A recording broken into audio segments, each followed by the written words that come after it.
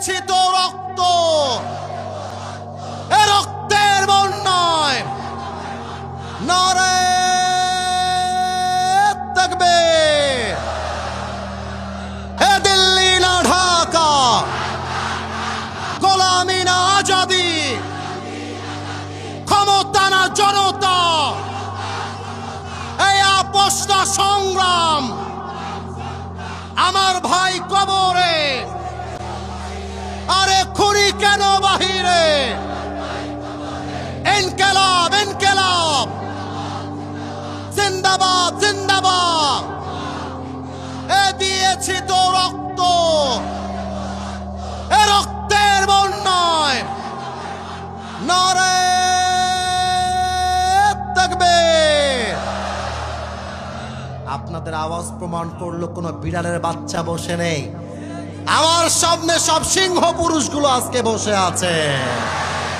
আমরা কোনো আবেগের কথা বলছি না, এটা আমাদের কলিজার দাবি, এটা আমাদের হৃদয়ের দাবি। আগামীর বাংলাদেশের পার্লামেন্টে আমরা কোনো নারী নেতৃত্ব বাংলাদেশে দেখতে চাই না। আমার সিরাজগঞ্জে 2 নাম্বার, আমরা চাই আমাদের বাংলাদেশে আগামীতে এমন একজন প্রধানমন্ত্রী হবেন, আমার দেশের প্রধানমন্ত্রী চাইলে দেশের সংসদে দাঁড়িয়ে যেমন বক্তব্য দিবে, আরে আমার বাংলাদেশের প্রধানমন্ত্রী চাইলে ঢাকার জাতীয় মসজিদ বাইতুল মুকাররমে দাঁড়িয়ে জুমার খুতবা দেওয়ার যোগ্যতাও রাখবে। হাত তুলে বসে সবাই কিনা? আমার কোনো একটা মাহফিলে একজন বাধা দিয়ে আপনারা দেখেছেন কি কাণ্ডটা সে ঘটিয়েছিল। আমি আমার মাহফিলে জাস্ট একটা কথাই বলেছিলাম, এবং আমি আমার বুকের পাটাকে উঁচু রেখে আজকে the same lecture I am giving here with due respect, সম্মান দিয়ে সবাইকে বলছি, আমরা গণতন্ত্রের বাংলাদেশ দেখেছি, ব্রিটিশ আইনের বাংলাদেশ দেখেছি, মানুষের বানানো আইনের বাংলাদেশ দেখেছি, কিন্তু 26 সালের নির্বাচনের পরে বাংলাদেশ চলবে কোনো ব্রিটিশ আইন দিয়ে নয়, মানুষের বানানো আইন দিয়ে নয়। আগামীতে পার্লামেন্ট চলবে আল্লাহর কোরআনের সংবিধান দেশে আসবে।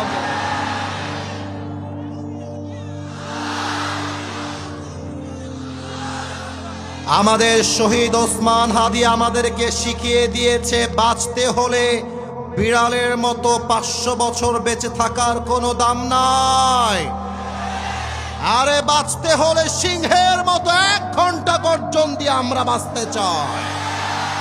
কাজী নজরুল ইসলাম লিখেছেন, বলো বীর বলো উন্নত মম শির, শির নেহারি আমারই নত শির ওই শিখর হিমাদ্রির।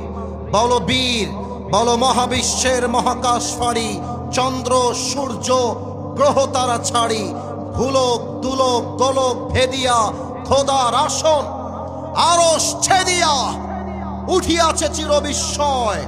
আমি বিশ্ববিধাত্রীর বলবীর, আমি চির উন্নত মম শির। আরে আমাদের শহীদ ওসমান হাদি শিখিয়ে দিয়ে গিয়েছে, এসির ঘরে মরলেও কবরে জায়গা হবে, রাজপথে মরলেও কবরে জায়গা হবে। অতএব বাঁচতে চাইলে গাজী হয়ে বাঁচতে চাই, আরে মরে গেলে শহীদ মৃত্যুবরণ করতে চাই আমরা সবাই।